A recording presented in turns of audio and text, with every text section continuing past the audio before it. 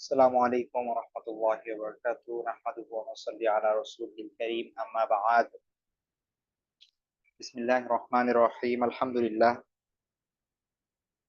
আল্লাহর অশেষ মেহেরবানি আমরা আমাদের ফরজে আইন কোর্সের আজ 18তম সেশনে জয়েন করেছি। আজকে আমাদের খুব গুরুত্বপূর্ণ একটা টপিক, সেটি হচ্ছে ইসলামী দণ্ডবিধি ও উত্তরাধিকার সম্পত্তি সংক্রান্ত বিধিবিধান। মেইনলি দুইটা জিনিস,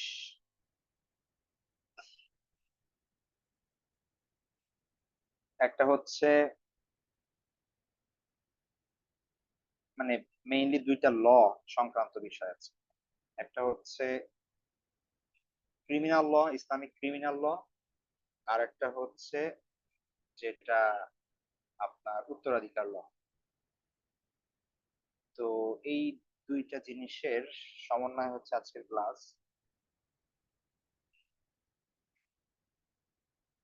আমাদের সাধারণত যে জায়গাগুলো একদমই কাঁচা থাকি আমরা, অনেক ক্ষেত্রে আমরা বুঝি না, জানি না। আহ অন্য সকল বিষয় মোটামুটি জানা থাকলেও যেসব বিষয় একদম খুবই নলেজ আমাদের কম থাকে ধর্মীয় বিষয়, তার মধ্যে মূলত এই জিনিসগুলো অন্যতম, কারণ এগুলোর প্র্যাকটিক্যাল দিকগুলো সবসময় চোখের আড়ালেই থাকে। আর যেহেতু আমাদের সমাজে বা আমাদের রাষ্ট্রে ইসলাম ওইভাবে রাষ্ট্রীয়ভাবে প্রতিষ্ঠিত না, তো যার কারণে এগুলোর, বিশেষ করে ইসলামী দণ্ডবিধির অনেক কিছুই যেগুলো রাষ্ট্রের সাথে সম্পৃক্ত, অথরিটির সাথে সম্পৃক্ত, তো এগুলো আমাদের চোখের অগোচরেই থাকে এবং আহ, আমাদের সামনে না আসার কারণে আহ দেখা যাচ্ছে যে সারা জীবনে আমরা কখনো দেখি না যে ইসলামী দণ্ডবিধি কোথাও আহ মানে বাস্তবায়িত হচ্ছে, যার কারণে এটার প্রতি একটা নেগেটিভ ধারণা তৈরি হয়। হঠাৎ করে যখন শোনা হয় যে এরকম হচ্ছে এটার বিধান বা এরকম বিধান, তখন নেগেটিভ চিন্তা আসে যে এমন কেন। তো মানুষের সাইকোলজি আসলে এমন যে আপনি যে জিনিস অভ্যস্ত থাকবেন ওইটাই আপনার কাছে নর্মাল মনে হবে। ওই জিনিসের বাইরে যখন কিছু করতে দেখবেন তখন ওইটা আপনার কাছে মনে হবে খুব আশ্চর্যের। বাস্তবতা যেটাই হোক না কেন, হিউম্যান সাইকোলজি এমন, ঠিক আছে। যেমন আজকে বাংলাদেশে আন্দোলন হচ্ছে, কয়েকজন ছাত্র মারা গেছে, নিহত হয়েছে। এটা স্বাভাবিকভাবে আমরা সবাই ক্ষুব্ধ হচ্ছি এবং আমাদের কাছে খুব আশ্চর্যের মনে হচ্ছে এটা কিভাবে সম্ভব, পুলিশরা এভাবে সরাসরি গুলি করে মেরে ফেলছে বা ইত্যাদি ইত্যাদি। কিন্তু আপনি যদি চিন্তা করেন, যদি একজন প্যালেস্টিনিয়ান মানুষ হয়, একজন ফিলিস্তিনের বাচ্চা বা মানুষ, যে তার সারা জীবন এগুলো দেখে আসতেছে যে কোনো কিছু হলেই মেরে ফেলা হচ্ছে, ধরে নেওয়া হচ্ছে, সবকিছু, তো তখন তার কাছে ব্যাপারটা তত আশ্চর্যের মনে হয় না, তার কাছে মনে হয় এটাই নর্মাল। তাই জাস্ট আমি বোঝানোর জন্য বলছি আর বিষয়। তো আবার অনেক উন্নত রাষ্ট্র আছে যেখানে এই ধরনের চিন্তাও করা যায় না এই ধরনের বিষয়গুলো। তো সেইখানে কেউ প্রোটেস্ট করলে পুলিশ তাদেরকে জাস্ট বাধা দিচ্ছে, এগোতে দিচ্ছে না। এইটুক হলেই তারা মনে করে যে এইটা কি ধরনের কথা, পুলিশ বাধা দিবে কেন? কারণ তারা ওই ওই এই কালচারে অভ্যস্তই না। তো মানুষের সাইকোলজিটা আসলে এমন যে তারা যে জিনিসে অভ্যস্ত হয়ে যায়, ওই জিনিসটা, যে জিনিসটা তাদের সয়ে যায়, ওইটাতে আর তাদের আশ্চর্যের কিছু থাকে না, সারপ্রাইজ কিছু থাকে না। আর যেই জিনিসটা তাদের দৃষ্টি, তাদের ইসের বাইরে, ঠিক আছে, চোখের আড়ালে, দৃষ্টির আড়ালে, তাদের এক্সপিরিয়েন্সে নেই, সেই জিনিসগুলো হঠাৎ কখনো সামনে আসলে তখন এটাকে মনে হয় যে এমন কেন। তো আমাদের মধ্যে এই বিষয়টা খুব ভালোভাবে মাথায় রাখতে হবে যে কোনটা সঠিক, কোনটা বেঠিক, কোনটা সত্য, কোনটা মিথ্যা, কোনটা দরকারি, কোনটার প্রয়োজন নেই। এই যে ভালো খারাপের যে মানদণ্ড, এটা কে ঠিক করবে? আপনি ইসলামিক দেশগুলো বাদ দেন, যারা মোটামুটি যে সমাজগুলোতে ইসলাম পালন করার চেষ্টা করে, সেইখান থেকে যদি বের হয়ে আসেন আপনি একদম এই পাশে জাপান থেকে নিয়ে ওই পাশে কানাডা পর্যন্ত, মাঝখানে যত অমুসলিম কান্ট্রি আছে, ইউরোপিয়ান সকল কান্ট্রি বলেন, রাষ্ট্র বলেন, অন্যান্য সকল জায়গায় আপনি যদি দেখেন, যাদের মূল ভিত্তি ইসলাম না আসলে, বা ইসলামিক স্ক্রিপচার বা হচ্ছে রিলিজিয়াস স্ক্রিপচার গুলো তাদের নীতি নির্ধারণের সোর্স না, এদের ব্যাপারগুলো নিয়ে একটু যদি ভাবেন তাহলে দেখবেন কখনোই সবাই যে বাকি সবাই যে চিন্তা ভাবনা করে একটাই ফল বের করেছে ব্যাপারটা এমন না। যে কোনো ইস্যু, কোন বয়সে ধরেন একটা এক্সাম্পল দিই, কোন বয়সে বিয়ে করতে হবে বা আপনি সন্তানের বিয়ে দিতে পারবেন, বা একটা মানুষ বিয়ের উপযুক্ত কোন বয়সে হয়, আপনি একটু রিসার্চ করলে দেখবেন যে এক একটা কান্ট্রিতে এক এক রকম, এবং ওয়েস্টার্ন কান্ট্রিজ গুলোতেও এক একটা এক এক রকম। তো কারণ কি? কারণ মানুষ চিন্তা ভাবনা করে যেই ফলটা বের করে সেইটা বিভিন্ন হয়ে যায়, কারণ মানুষ তার আশপাশ, তার এক্সপেরিয়েন্স, তার সমাজ, সেই রাষ্ট্র, তার সারা জীবনের শিক্ষা, এই সব কিছু দ্বারা প্রভাবিত। মানুষরা খুব বায়াসড, যদিও আমরা খুব দাবি করি যে আমরা আমরা উই আর নট সাবজেক্টিভ, অবজেক্টিভিটির চিন্তা মানে দাবি করা হয় সব সময়, কিন্তু একটা মানুষ কখনোই তার বায়াসনেস থেকে, তার সাবজেক্টিভিটি থেকে বের হতে পারে না। সামহাও সে কোনো একটা জিনিসের প্রতি দুর্বল হয়ে পড়ে, তার চিন্তাগত দিক থেকে, সেটা নিজে না বুঝে হোক বা বুঝে হোক। তো যার কারণে যেটা দেখা যায় যে প্রত্যেকটা বিষয়ে আপনি যে কোনো বিষয় তুলবেন দেখবেন যে ফিলোসফারদের মধ্যে, দার্শনিকদের মধ্যে, চিন্তাবিদদের মধ্যে, বা যারা আইন আইন প্রণয়ন করছে তাদের মধ্যে মতভেদ। এটা মানে আমি ইসলামিক দৃষ্টিকোণ থেকে বলছি না, আমি জাস্ট হিউম্যান সাইকোলজির বিষয়টা বোঝানোর চেষ্টা করছি। তাহলে কেউ যে বলছে যে এটা সঠিক, এইটা বেঠিক, এই কথা বলার অধিকার কে দিয়েছে তাকে? কিভাবে সে জানলো যে এটা সঠিক এটা বেঠিক? এখন আপনি আমেরিকার দিকে তাকাবেন, তাদের শক্তি আছে, পাওয়ার আছে, তাদের অর্থনৈতিক পাওয়ার আছে, মিলিটারি পাওয়ার আছে, যার কারণে তারা পুরো বিশ্বের উপর ছড়ি ঘোরায়, এবং তারা যেটাকে ঠিক মনে করে বলে সেটাই সবাই ঠিক বলে মেনে নেয়। মানে এমনই এমনই হচ্ছে ব্যাপারটা। অথচ সেই আমেরিকার হিস্ট্রি যদি আপনি দেখেন, 50 বছর আগে তাদের কাছে যেটা বৈধ না, এখন সেটা বৈধ। আবার এখন যেটা বৈধ হচ্ছে, আবার মানে এখন যেটা কিছু জিনিস অবৈধ আছে সেগুলো আবার ভবিষ্যতে হয়তো বৈধ হয়ে যাবে। নানান বিষয় আছে যে আমেরিকান কালচারের মধ্যে, ওয়েস্টার্ন কালচারের মধ্যে ডিবেট চলছে যে এটা কি রাইট নাকি রং। অনেক অনেক বিষয় আছে এরকম, অনেক।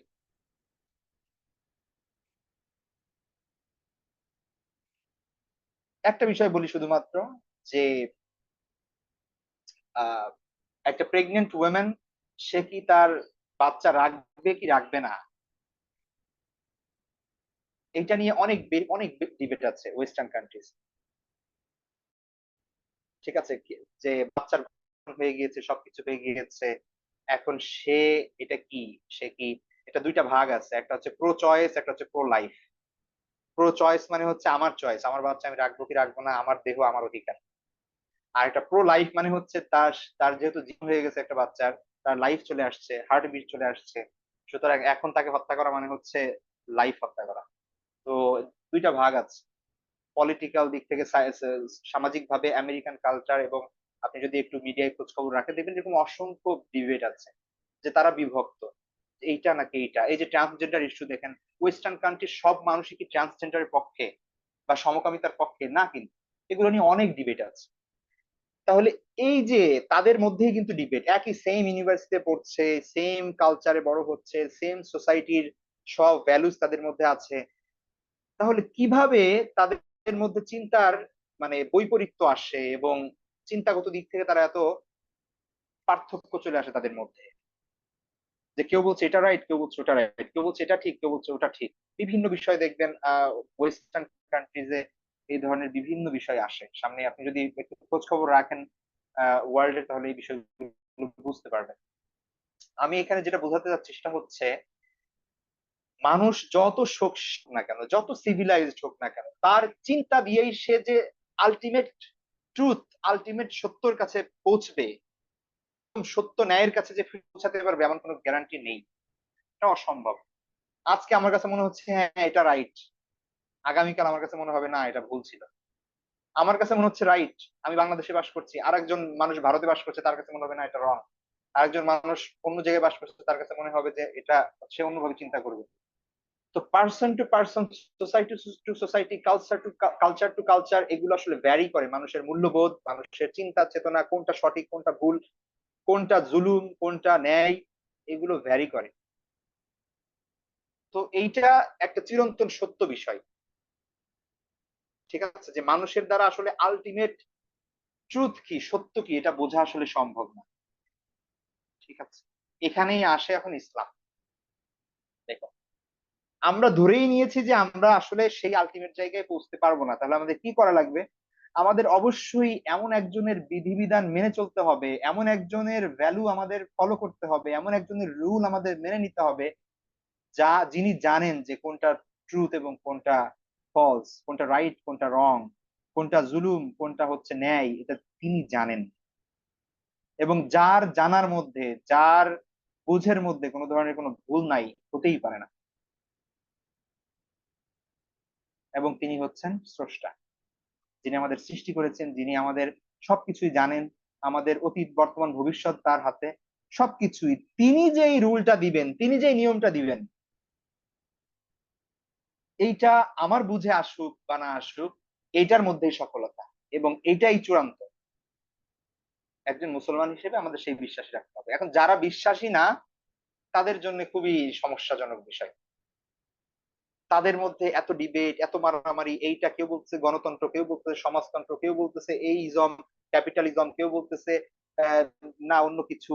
তো এই যে ডিফারেন্ট, মানে ডিফারেন্স অফ ওপিনিয়ন এখানে যে দেখছি আমরা, এইগুলোর কারণ শুধু এটাই যে তারা নিজেদের বিবেক বুদ্ধি প্রসূত যেই মত চিন্তাধারা, সেগুলোই মেনে নিচ্ছে, এবং নিজের বিবেকের বাইরে যেগুলো যাচ্ছে সেগুলোকে তারা প্রত্যাখ্যান করছে। কিন্তু চিরন্তন সত্য এটাই যে মানুষের বিবেক, সবার বিবেক কখনো এক ধরনের রেজাল্ট দিতে পারে না। সবার বিবেক এক না, এবং বিবেক মানুষের ভ্যারি করে। আপনি যত লেখাপড়া করবেন, আপনার দেখবেন বিবেক চেঞ্জ হচ্ছে, আস্তে আস্তে আস্তে আস্তে চেঞ্জ হচ্ছে। তো এই বিষয়গুলো যদি বুঝে আসে, তাহলে আমাদের বুঝতে হবে যে আসলে ইসলাম ছাড়া কোনো গতি নেই। সেটা একদম পার্সোনাল লাইফ থেকে শুরু করে আমাদের সমাজ ব্যবস্থা, আমাদের রাষ্ট্র ব্যবস্থা, সব জায়গায় ঝামেলা থাকবে যদি আপনি ইসলাম ফলো না করেন। আপনি পার্সোনাল লাইফে যদি খুব ভালো করে ইসলাম ফলো করতে পারেন, আপনার পার্সোনাল লাইফটা খুব সুন্দর হবে। সোসাইটি যদি ইসলাম না থাকে, তাহলে সোসাইটিতে ঝামেলা থাকবে। রাষ্ট্রীয় পর্যায়ে যদি ইসলাম না থাকে, রাষ্ট্র পর্যায়ে কখনো এই কোন্দল গ্যাঞ্জাম ঝামেলা এগুলো থেকে মানুষ বের হতে পারবে না। যে যতটুকু যেই পর্যায়ে ইসলামকে মেনে নিবে, আল্লাহর বিধানকে মেনে নিবে, সে সেই পর্যায়ের সফলতা অর্জন করবে, সে ততটুকু অগ্রসর হয়ে যাবে। এটাই চূড়ান্ত বাস্তবতা। এই বিষয়টা যে যত আগে বুঝবে, যত বেশি মানুষ বুঝবে, তত লাভ। একটা পুরো সমাজের মানুষ যদি এই জিনিসটা বুঝে যায়, তাহলে সেই সমাজে আর কখনো সমস্যা হওয়ার কথা না। একটা রাষ্ট্র যদি সেটা বুঝে যায়, তাহলে সেই রাষ্ট্রের মধ্যে আর বড় ধরনের কোনো প্রবলেম হওয়ার কথা না। তারা অলরেডি সেই রুলই মেনে নিচ্ছে, যেটাই তাদের মধ্যে, যেটার মধ্যে তাদের চূড়ান্ত সফলতা। তারা সেটাকেই ন্যায় হিসেবে মানছে, যেটা চূড়ান্ত ন্যায়। এবং তারা সেই জিনিসগুলোকে প্রত্যাখ্যান করছে, যেটা জুলুম। আর সেটা সেই সেই মানদণ্ডগুলো তারা কিভাবে পেয়েছে?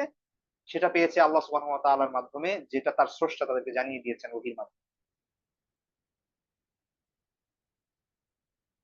তো এই জন্য এইটা খুব ইম্পর্টেন্ট একটা পয়েন্ট, যে আমরা বোঝার চেষ্টা করবো এই বিষয়গুলো, জানার চেষ্টা করবো।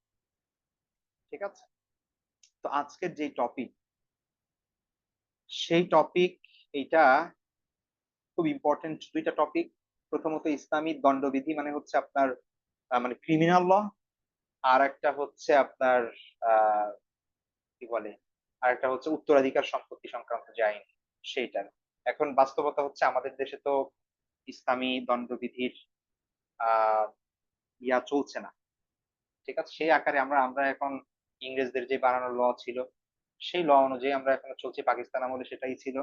আহ এখনো আমরা বাংলাদেশে স্বাধীন হওয়ার পরেও নিজেদের সেই অনুযায়ী চলছি। মাঝখানে হয়তো বা নিজেদের স্বার্থে একটু কোনো কিছু এদিক সেদিক করা হয়েছে, কিন্তু মেইনলি বেসিক্যালি সেই আহ, খ্রিস্টানদের বা সেই আর ইংরেজদের যেই বানানো ল, সেটার উপর দিয়ে আমরা চলছি। ঠিক আছে, তো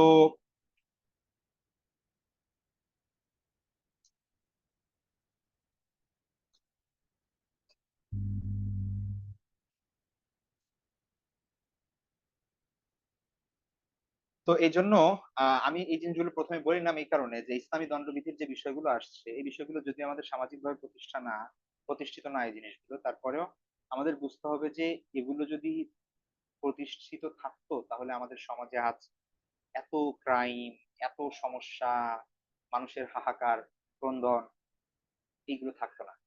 ঠিক আছে, কারণ যেখানে আল্লাহ সুবহানাহু ওয়া তাআলার বিধান থাকবে সেইখানে জুলুম থাকতে পারে না। আরেকটা বিষয় বলে নিই, সেটা হচ্ছে ইসলামী দণ্ডবিধি যেগুলো আছে, দণ্ডবিধি সংক্রান্ত যে আইন, ক্রিমিনাল ল, এগুলো এমন জিনিস যেগুলো পার্সোনালি এগুলো এস্টাবলিশ করা যায় না। ঠিক আছে, আপনি নামাজের বিধান জানেন, নামাজ পড়বেন, অন্য কেউ পড়লে পড়ুক, না পড়লে নাই, আপনার কোনো কিছু আসতে যায় না, আপনি সেটা করবেন।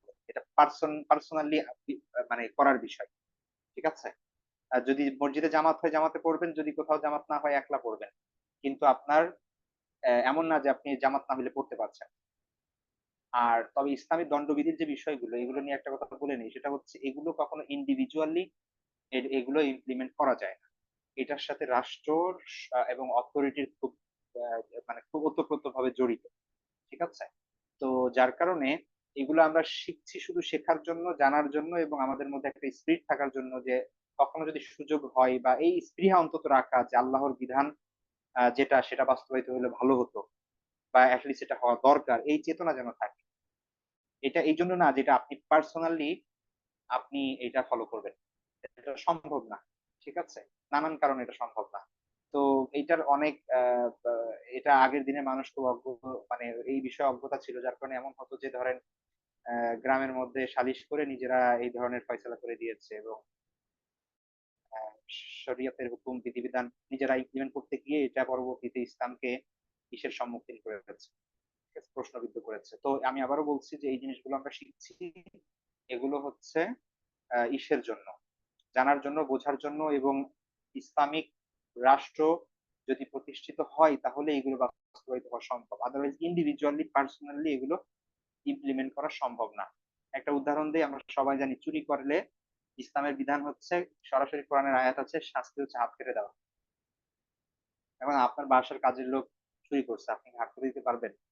আপনি যদি করেন আর বলেন যে আমি ইসলাম এটা পালন করতে হবে, আমি সব দিকে ইসলাম পালন করি, আমি এটাও ইসলাম পালন করবো, তাহলে এটা হবে না।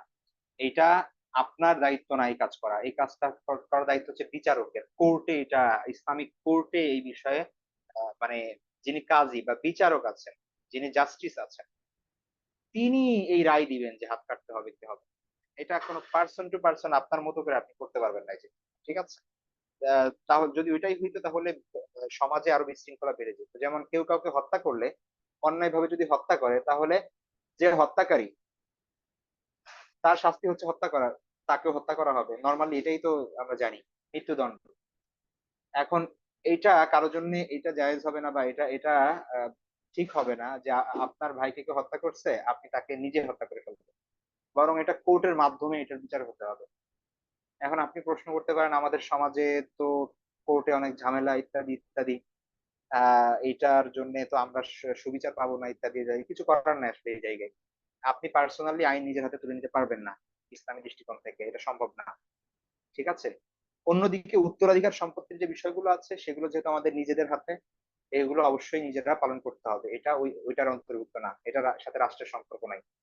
ঠিক আছে, আহ যদি খুব বেশি মানে ঝামেলা লাগে নিজেদের মধ্যে, বনিবনা হচ্ছে না কোনো কারণে, তখন এটা কোর্ট পর্যন্ত বাড়াইতে পারে। বাকি উত্তরাধিকার সম্পত্তি শুধু নিজেরা জ্ঞান রাখলেই হবে, সেই অনুযায়ী নিজেরা ইমপ্লিমেন্ট করা যাবে। কিন্তু ইসলামী দণ্ডবিধি যেগুলো, সেগুলো আবারও বলছি, ইস্টাবলিশ করা, ইমপ্লিমেন্ট করা, এটা কোনো ইন্ডিভিজুয়ালের কাজ না, কোনো ব্যক্তির কাজ না, এটা রাষ্ট্রের কাজ, এটা কোর্ট এবং বিচার ব্যবস্থার কাজ। তো এখন সমাজে সেটা প্রতিষ্ঠিত নাই, ইসলামী বিচার ব্যবস্থা, সেটা আলাদা ব্যাপার, ওটা চেষ্টা করেন অন্য কোনো ভাবে নিজের জ্ঞান বাড়ানোর, ঠিক সেটা হতে পারে, কিন্তু এটার জন্য এটা পার্সোনালি ইমপ্লিমেন্ট করা যাবে না। আচ্ছা, তো তিন ধরনের মূলত ইসলামী শরীয়তের শাস্তি আছে। তিন ধরনের শাস্তি আছে, এটা একটু বোঝার চেষ্টা করি। একটা, প্রথমে হচ্ছে বিভিন্ন ধরনের কাফারা। আপনি রোজা মিস করছেন, ওইটার কাফারা আছে। আপনি কোন একটা অপরাধ করে ফেলছেন, সেটার বিভিন্ন কাফারা আছে, যেগুলো কোরআন এবং হাদিসে। ঠিক আছে, কাফারা মানে হচ্ছে যে এটা এক এক ধরনের শাস্তি আর কি আপনার উপর। গোলাম আজাদ করার মাধ্যমে কাফারা দেওয়া যায়, গরিব মিসকিন খাওয়ানোর মাধ্যমে কাফফারা দেওয়া যায়, রোজা রাখার মাধ্যমে কাফফারা দেওয়া যায়, বিভিন্ন ওয়েতে ইসলাম বিভিন্ন শাস্তির ক্ষেত্রে। তবে এগুলো লঘু শাস্তি, এগুলা অপরাধমূলক ওই ধরনের শাস্তি না। এগুলো অপরাধ, কিন্তু এই অপরাধগুলো পার্সোনাল স্পেসে সীমাবদ্ধ থাকে। এগুলো অন্যের সাথে সম্পৃক্ত আহ, অপরাধ না, বা এগুলো আধুনিক ভাষায় ক্রিমিনাল ল হিসেবে এগুলো এগুলো না। ঠিক আছে। তো রোজা রাখছেন, এটা রোজা রাখেন না, এটা আল্লাহর সাথে আপনার হকুল্লাহ আপনি নষ্ট করেছেন, এটার সাথে আপনার ক্রিমিনাল ল হিসেবে ধরা হবে না। ঠিক আছে। ইসলামী শরীয়তে আপনি রোজা রাখেন নাই বা ইসলামী বিধান পালন করেন নাই, সেটা প্রকাশ্য হলে অবশ্যই আপনার জন্য হয়তো বা ইয়া থাকবে। ঠিক আছে, শাস্তির ব্যবস্থা থাকবে, কেউ নামাজ না পড়লে ইত্যাদি ইত্যাদি, কিন্তু ওইটার জন্য ওইটা আসলে ক্রিমিনাল ল হিসেবে আমরা আধুনিক টার্মে যেটা ক্রিমিনাল ল বোঝাই সেটা করা হবে না। ক্রিমিনাল ল মূলত যেটা অন্যের অধিকারের সাথে সম্পৃক্ত, হকুল ইবাদের সাথে সম্পৃক্ত। ঠিক আছে, সেই জিনিসটা ঠিক আছে, সেই জিনিসটা বুঝতে হবে আমাদের।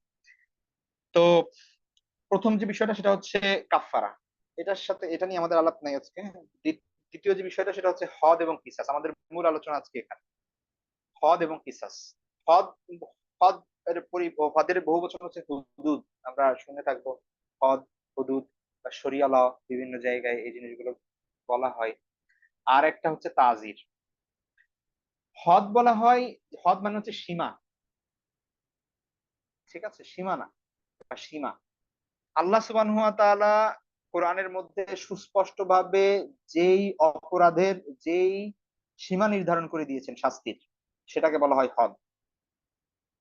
যে এই অপরাধ করলে এই শাস্তি, এই অপরাধ করলে এই শাস্তি, এটা আল্লাহ স্পেসিফিক্যালি কোরআনে উল্লেখ করে দিয়েছে, এটাকে বলে হদ।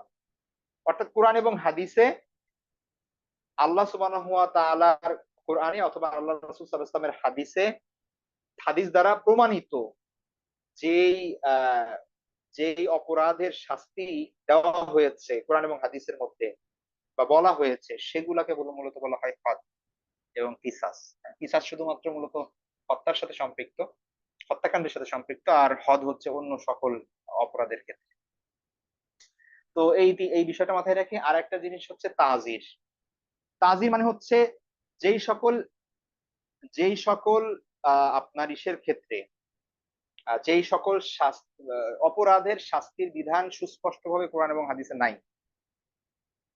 তো সেইটা মূলত বিচার ব্যবস্থা বা দেশের অবস্থা, সমাজের অবস্থা, ব্যক্তি ব্যক্তি এগুলো চিন্তা ভাবনা করে বিচারক যেই শাস্তি নির্ধারণ করবেন সেটা হচ্ছে তাজির।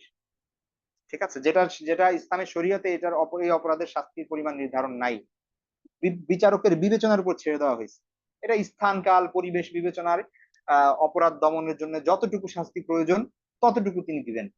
এটা বিভিন্ন ভাবে হইতে পারে, এটা আর্থিক জরিমানার মাধ্যমে হইতে পারে, এটা আপনার জেলে বন্দি করার মাধ্যমে হইতে পারে, ইমপ্রিজনমেন্টের মাধ্যমে হতে পারে, এটা কখনো লঘু হইতে পারে, কখনো গুরু মানে কঠোর হইতে পারে। এটা ডিপেন্ড করতেছে, কখনো ক্ষমাও হয়ে যেতে পারে। এই জিনিসগুলো মূলত ডিপেন্ড করতেছে স্থান পাল পাত্র স্থান কাল পাত্রের উপর এবং বিচারকের মনোভাব এবং তার বিবেচনার উপর। তো এটাকে বলা হয় মূলত তাজির। তো এখানে অবশ্যই কম বেশ করার সুযোগ আছে, কিন্তু হদ যেটা হদ যেটা সেটা হচ্ছে এখানে কোনো কম বেশ করার সুযোগ নাই। যেটা নির্ধারিত কোরআন এবং হাদিসের মধ্যে এসেছে, আল্লাহ সুবহানাহু ওয়া তাআলা যেটা নির্ধারণ করে দিয়েছে, এটা অন্য কারো সুযোগ নাই যে এই জায়গায় পরিবর্তন আনতে পারবে, কম করতে পারবে, মাফ করে দিতে পারবে। এটা এটা কোনো ইসের মানে বিচারকের বিবেচনার উপর এটা ডিপেন্ড করে না। বিচারক শুধু রায় দিবে এবং কোরআন অলরেডি ফয়সালা যেটা করে দিয়েছে, বিচারক যা শুধু কোরআনের ভাষাটা শোনাবে, যদি অপরাধ প্রমাণিত হয় অবশ্যই। ঠিক আছে, তো সেটা সেটা হচ্ছে হদ। তো হদ এবং কিসাসের মধ্যে পার্থক্য আছে একটা। আবারও বলছি, কিসাস হচ্ছে শুধুমাত্র হত্যা সংক্রান্ত। ঠিক আছে। আর হদ হচ্ছে আহ যেটা আল্লাহ নির্ধারণ করে দিয়েছে অন্যান্য সকল অপরাধের ক্ষেত্রে। হদ এবং কিসাসের মধ্যে একটা মৌলিক পার্থক্য হচ্ছে যে হদ কখনো মাফ করে দেওয়া যায় না। অন্য কোনো ব্যক্তির হক নষ্ট করছেন, সে মাফ করে দিছে, এটাও মাফ হবে না। আর কিসাসটা হচ্ছে এটা মাফ করে দেওয়ার সুযোগ আছে। ঠিক আছে, সে আবার ডিটেলস আমরা পড়ছি একটু পরে। এখানে দেখুন, আমরা এখানে একসঙ্গে নিয়ে এসেছি ইসলামের দৃষ্টিতে নানাবিধ অপরাধ ও নির্ধারিত শাস্তি। যেগুলো নির্ধারিত আছে কোরআন এবং হাদিসের মধ্যে পাওয়া যায় সেগুলো এখানে নিয়ে আসা হয়েছে। দেখো, প্রথমত হত্যাকাণ্ড। তো অবৈধভাবে কেউ যদি ইচ্ছাকৃতভাবে হত্যা করে অন্য কাউকে, তাহলে তার শাস্তি হচ্ছে কিসাস, অর্থাৎ হত্যার পরিবর্তে হত্যা। এটাকে বলা হয় কিসাস। কিসাস মানে হচ্ছে মানে সমান সমান, সে যেটা করছে সেটা সে পাবে। একজনকে হত্যা করছে, তো জানের বিপরীতে জান, প্রাণের বিপরীতে প্রাণ, সুতরাং যে হত্যাকারী তাকে হত্যা করা হবে। এটার নাম হচ্ছে কিসাস। এখন কিসাসের একটা অল্টারনেটিভ আছে। কিসাসের অল্টারনেটিভ কে বলা হয় দিয়াত। দিয়াত মানে হচ্ছে ক্ষতিপূরণ, রক্তপণ।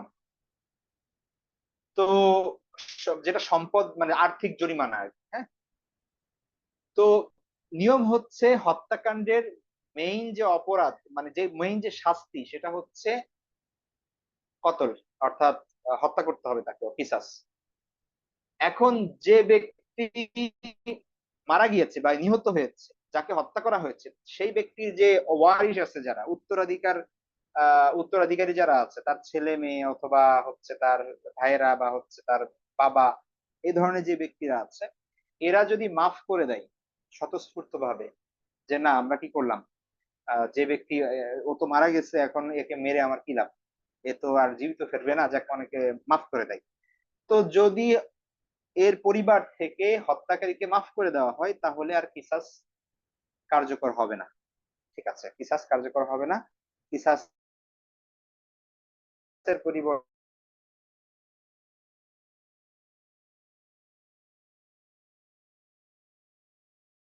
সে জরিমানার সংখ্যাটা কত, এটাকে দিয়ত বলা হয়। দিয়তের সীমানা বা দিয়তের পরিমাণ হচ্ছে 100 উট। 100 উট হচ্ছে দিয়তের পরিমাণ।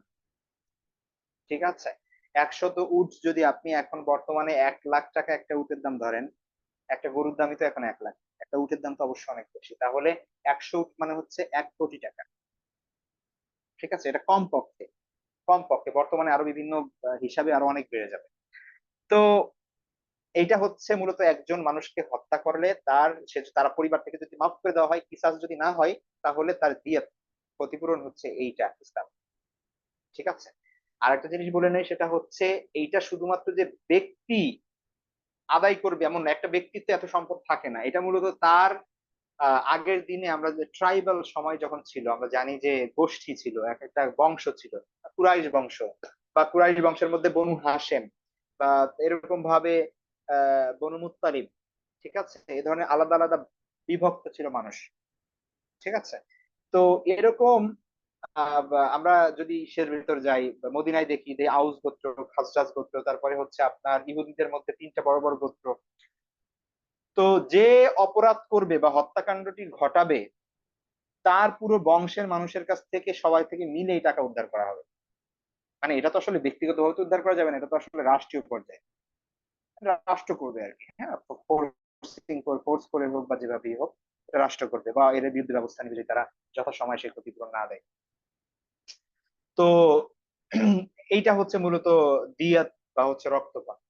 ঠিক আছে, এখন এটার অবশ্যই সামাজিক ভাবে সবাই যদি জরিমানাগ্রস্ত হয় একটা হত্যাকাণ্ডের কারণে, তাহলে দেখবেন যে সমাজে আর অপরাধ নাই। সবাই ভাববে যে কোনোভাবে যদি একজন মানুষ মারা যায় অপর পক্ষের, তাহলে তো সমস্যা, আমাদের সবারই জরিমানা দিতে হবে, দরকার নাই কেউ মারবা না, আর যাই করে মারবা না, তাহলে হত্যাকাণ্ড অনেক কমে আসবে, মানুষের মধ্যে গ্যাঞ্জাম লাগলেও, মারামারি লাগলেও হত্যাকাণ্ডের দিকে কেউ অগ্রসর হবে না, কারণ এটা সবাই লস হবে, এখানে সবার লস হবে। ঠিক আছে, তো এটা যদি তাকে মাফ করে দেয় তাহলে, আর মাফ না করলে তো অবশ্যই কিসাস, অর্থাৎ হত্যার বদলে হত্যা, যেটা সেটা করতে হবে। তো এটা হচ্ছে, এটাকে বলা হয় কিসাস, এটা হত্যাকাণ্ডের শাস্তি।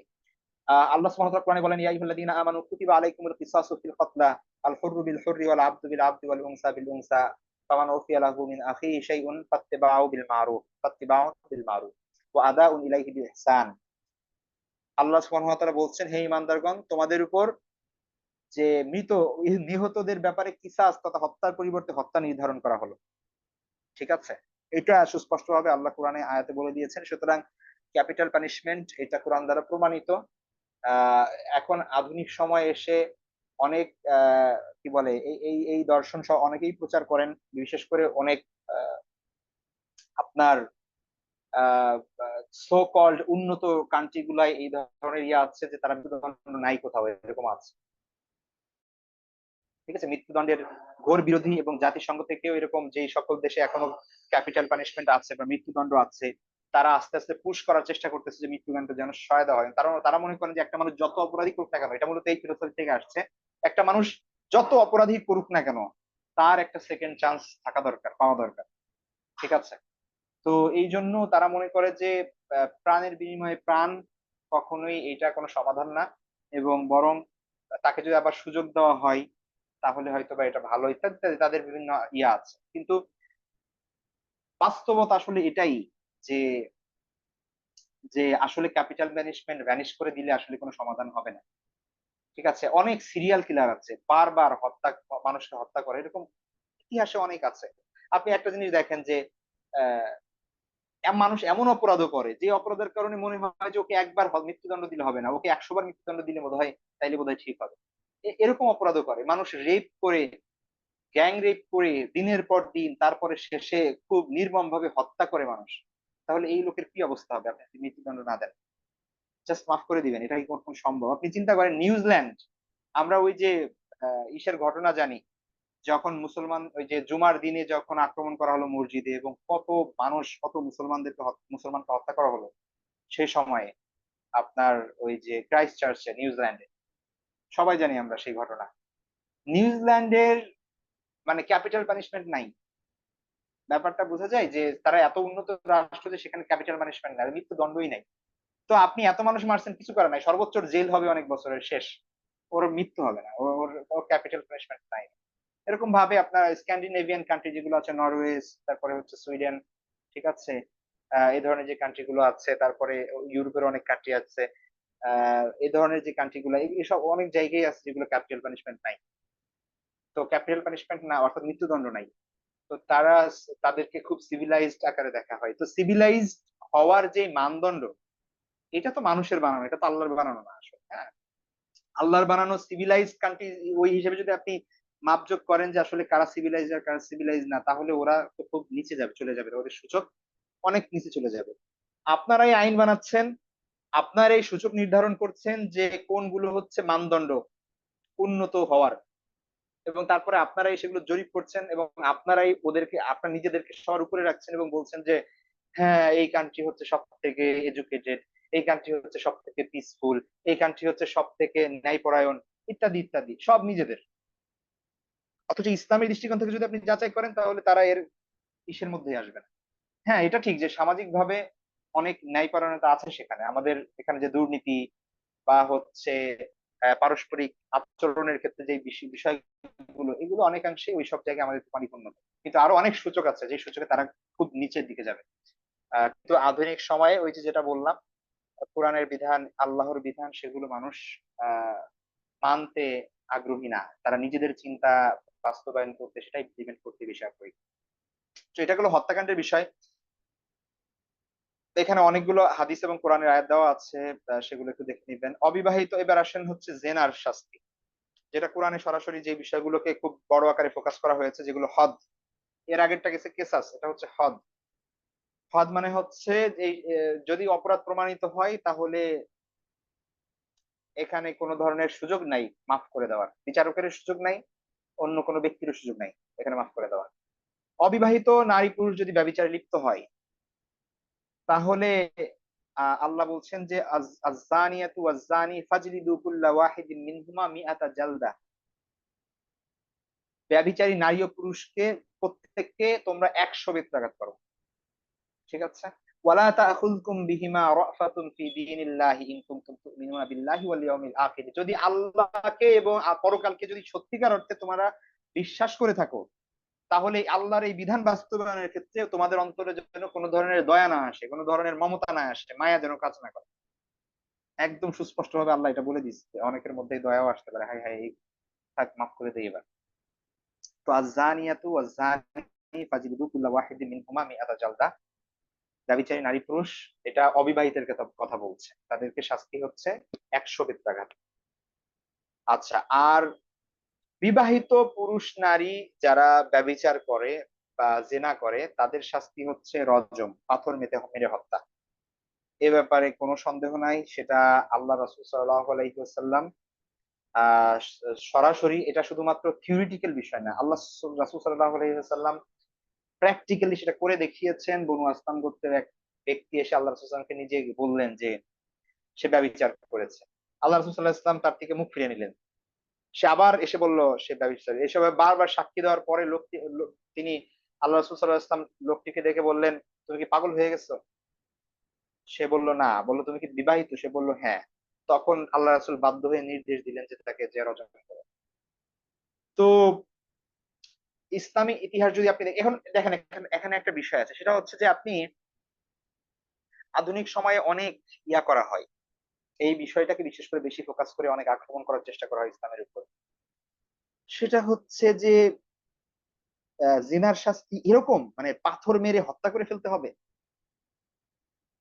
এইটা কোনো কথা?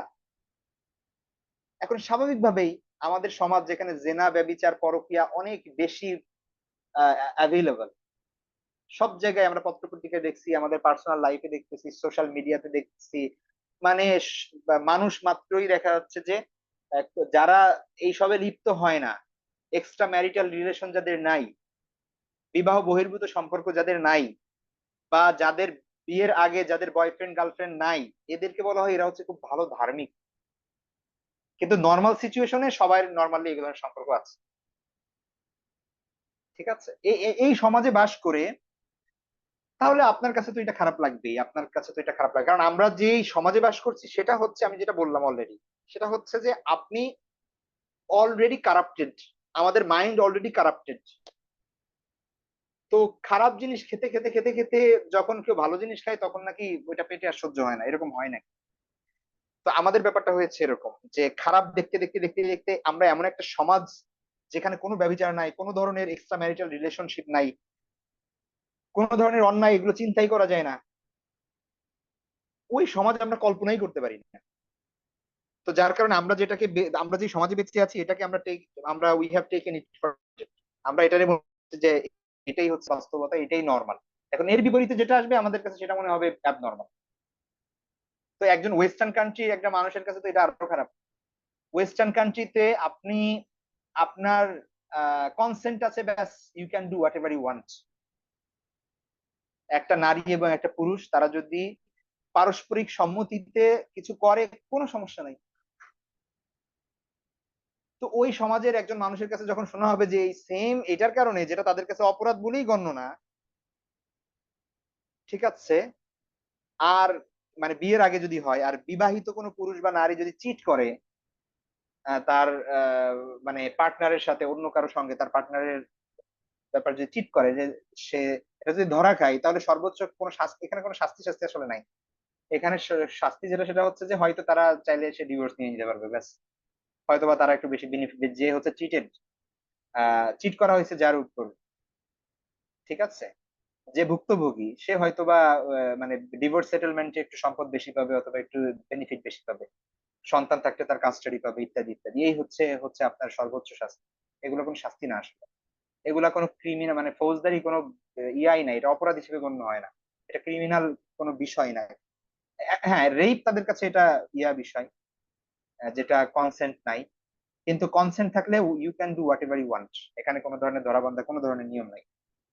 তো সেই সমাজের একটা মানুষ যেখানে এটা কোনো নিয়ম, এটা কোনো অপরাধী না, তো তাদের কাছে এটা তো খুব খারাপ মনে হবেই। কিন্তু ইসলামী দৃষ্টিকোণ থেকে বুঝতে হবে যে আসলে আমরা ওই পরিবেশটা, ওই সমাজটা আসলে সুস্থ সমাজ না, ঠিক আছে, ওইটা কোনো সুস্থ সমাজ না। তো এই জন্যে আহ, এই এই বিষয়টা বুঝতে হবে। একটা আমরা এই ডাঙার মধ্যে খুব সুন্দর করে আছি, কিন্তু একটা মাছ আপনি যদি পানি থেকে উঠে এখানে আনেন, তাহলে তার কাছে দম বন্ধ মনে হবে, তার কাছে পানিটাই নর্মাল। আবার আপনার কাছে এটা নর্মাল, আপনি যদি পানির মধ্যে যান আপনার কাছে দম বন্ধ হয়ে যাবে আপনার, আপনি সেখানে নিঃশ্বাস নেওয়ার কোনো সুযোগ নেই, কারণ আপনি অভ্যস্ত এখানে। তো ব্যাপারটা আসলে এমনই।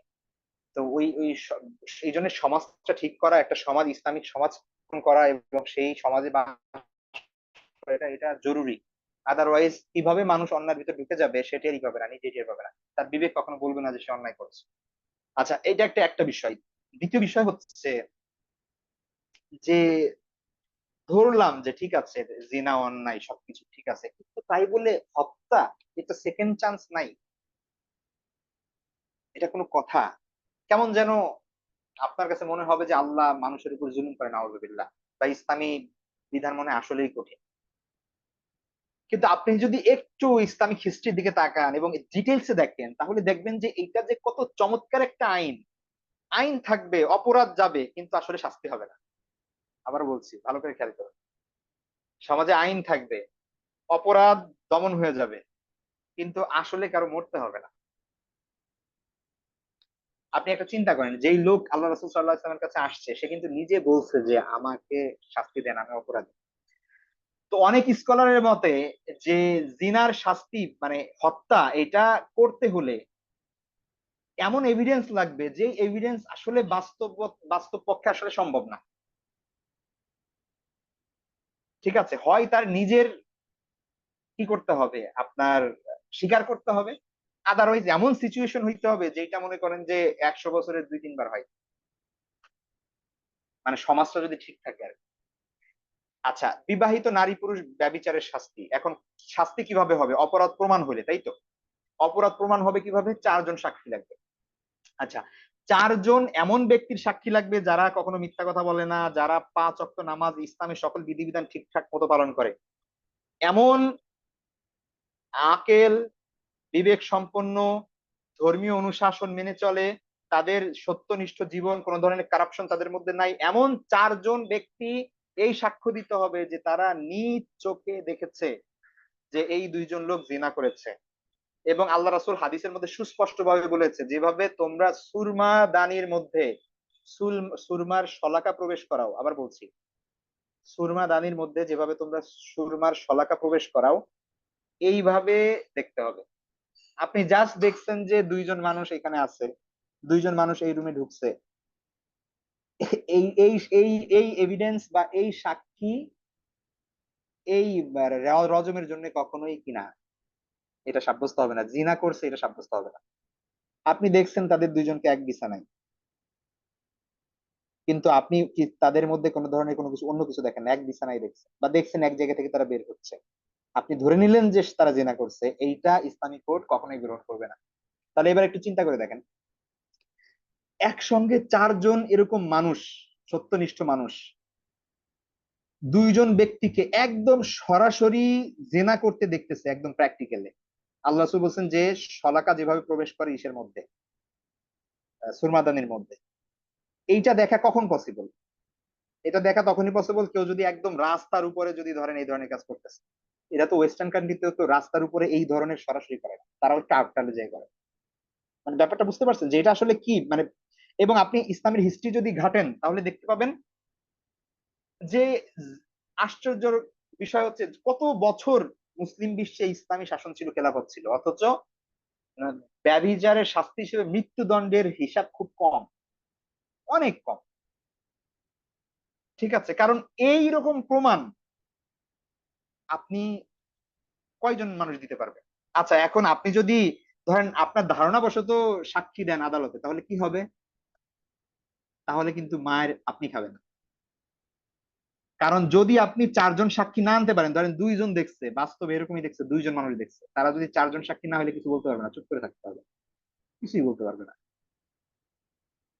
ঠিক আছে, তো ইসলামের কঠিন বিধান, যার কারণে সবাই সতর্ক থাকবে এবং এগুলা থেকে দূরে থাকবে, কিন্তু আসলে বাস্তবায়ন হবে না। যদি কেউ বাই চান্স করেও ফেলে, ভুল করেও ফেলে, তার কিন্তু অবশ্যই কি আছে, আপনার আহ আল্লাহ সুবহানাহু ওয়া তাআলা তাদেরকে সুযোগ দিবেন দ্বিতীয়বার, এরকমই হয় নরমাল। ঠিক আছে, তো ইসলাম এমন ভাবে একটা মানুষের বিশ্বাসকে কন্ট্রোল করে যে সে নিজে অনুতপ্ত। দেখেন, আল্লাহ রাসূল ইসলামের কাছে নিজে আসে যে আল্লাহ রাসূল আমাকে কি করেন, শাস্তি দেন, আমি জিনা করছি।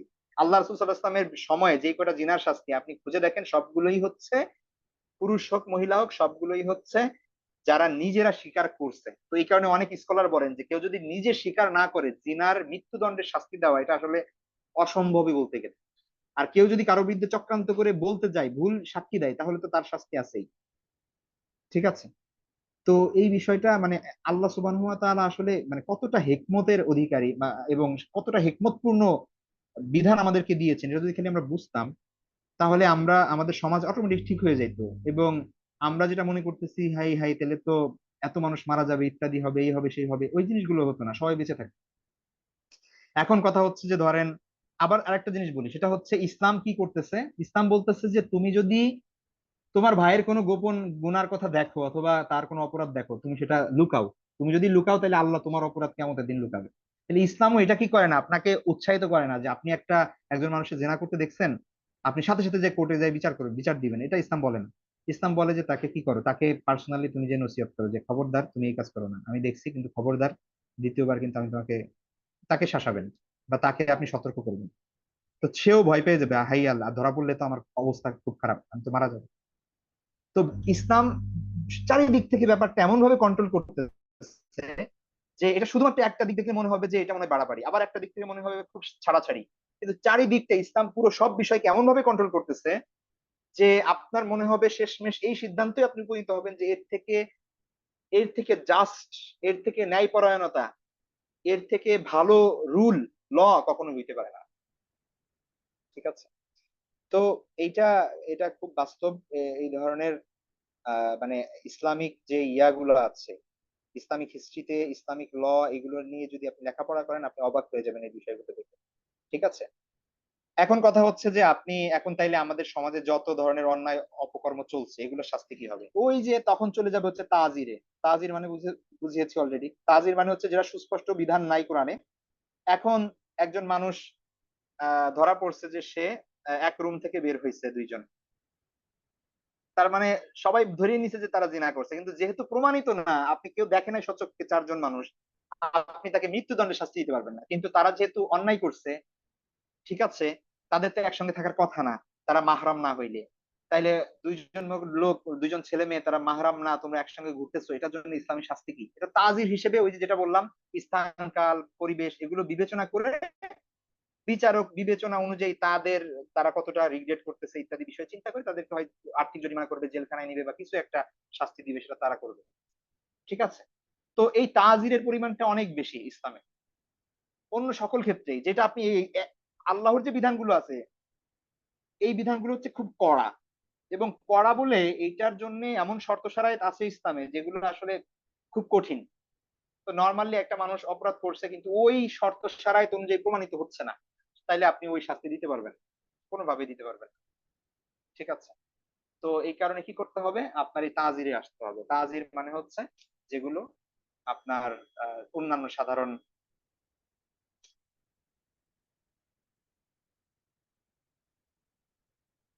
তাহলে এই আপনার এই সাধারণ অন্যান্য যে শাস্তি আছে সেগুলো দেওয়া হবে। যাই হোক, আমাদের সময় খুব কম।